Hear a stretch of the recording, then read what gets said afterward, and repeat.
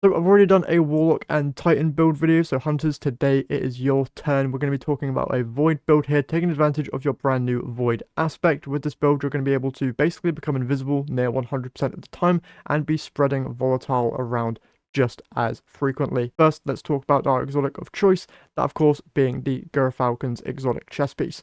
For those who don't know what this does, it mainly makes your Void weapons have volatile rounds after you emerge from being invisible, but also when you are invisible and defeat a combatant while using a finisher, all your weapons gain bonus damage, and you and nearby allies gain a reserve overshield and improved class ability regeneration.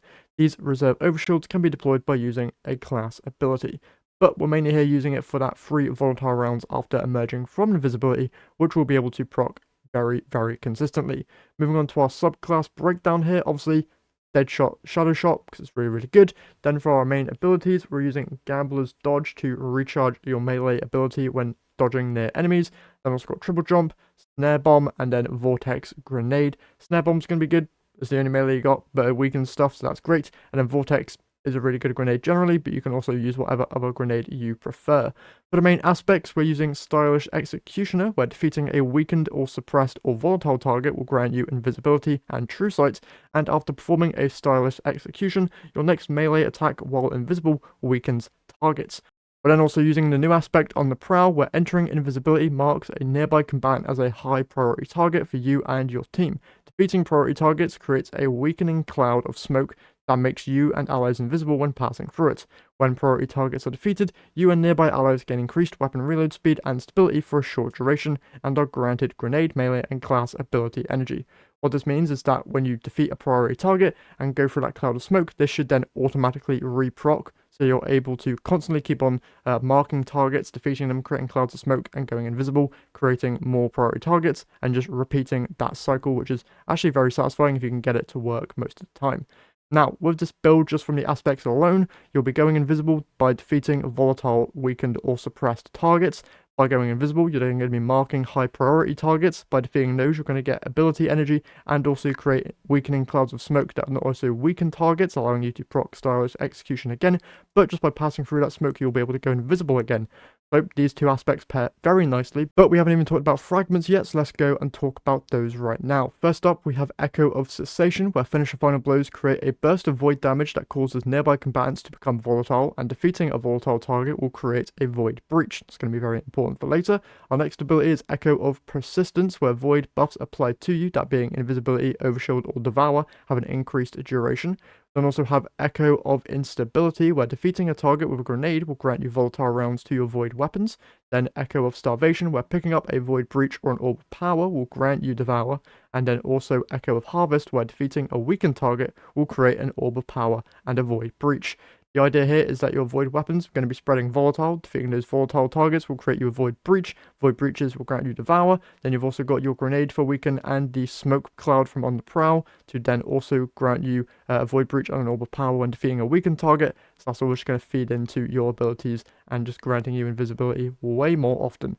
Now, main thing that you're going to want to pair with this build itself is a good void weapon. One that I can highly recommend is Jox's Longsword. This is the brand new void heavy burst pulse rifle from the Crucible. You can just go ahead and get some engrams from Shax and then decrypt those into this weapon and hope that you get a good roll.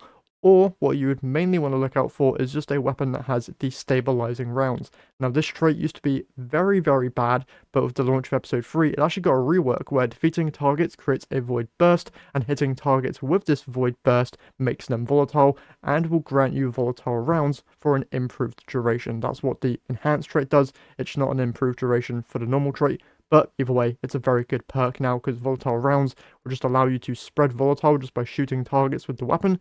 And this thing can also get Dragonfly with that, so it's just very good combination overall. Now, I'm not going to be surprised if you've deleted all of your destabilizing rounds weapons, so this is a good one that you can farm out very easily right now and try to get your hands on.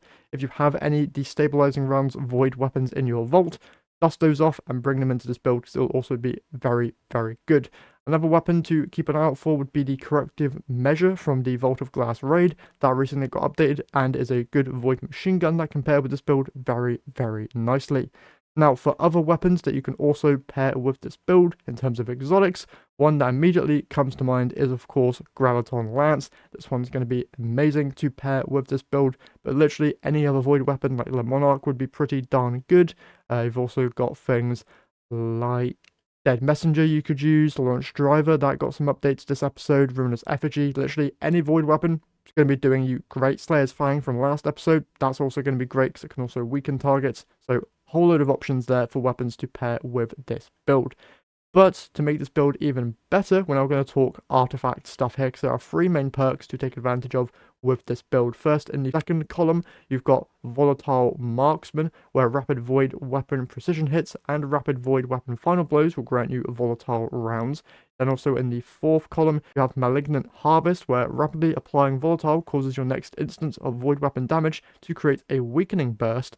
Then in the final column, you have Void Flux, where defeating weakened targets with a Void Weapon applies Volatile to nearby targets, and powerful targets increase the radius of the explosion. With these perks, you're just going to be spreading even more Volatile and Weaken, which is going to be granting you invisibility, granting you that on the prowl, and it's just a very satisfying loop that you're going to be going through of just applying Volatile to literally everything in sight, granting yourself invisibility, getting those abilities back a little bit quicker, and then just constantly having Volatile up and that invisibility up when you need it. Now, other aspects that you can use if you don't use Stylish Executioner, if you want to have invisibility on demand, you have Trapper's Ambush, but also Vanishing Step. Vanishing Step makes you invisible when you dodge, and then Trapper's Ambush will make you invisible when you throw a smoke bomb at your feet. That's going to be good if you want invisibility on demand, but being able to defeat an enemy who's volatile and gain invisibility from that with Stylish Executioner is something very, very satisfying and can work pretty well.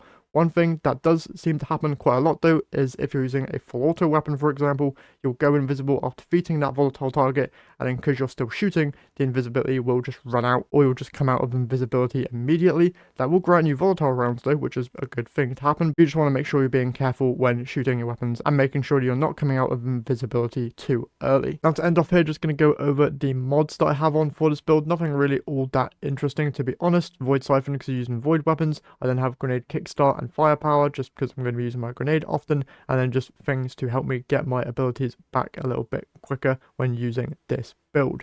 Now, if you don't want to use Gerfalcons for some reason, you don't want to be getting volatile, there is another exotic you can pair with a similar build to this, that being the Omnioculus chest piece. This will grant you 2 smoke bombs and will make you more resistant when you go invisible. This is a good option, but won't be granting you that volatile, so it won't be pairing very well with many of the volatile stuff that can be found in this episode's artifact. But if you want to run that, you can. You might need to change up the build a little bit, but still works nonetheless. And that is pretty much everything for this build. It's a whole lot of fun. My stats, just like my Titan, aren't the best, so if you have better stats, this void build will work a whole lot better for you in particular. But yeah, very fun build. I would highly recommend you guys taking advantage of it. Tweak it to your heart's content. I'll have a dim link in the description if you want to copy it for yourself. But that's basically all I have for you guys today. So hopefully you have enjoyed. If you did, remember to leave a like and subscribe to the channel if you haven't done so already, because it really does help me out. And with that said, that is it from me today. So I'll catch you guys in the next one.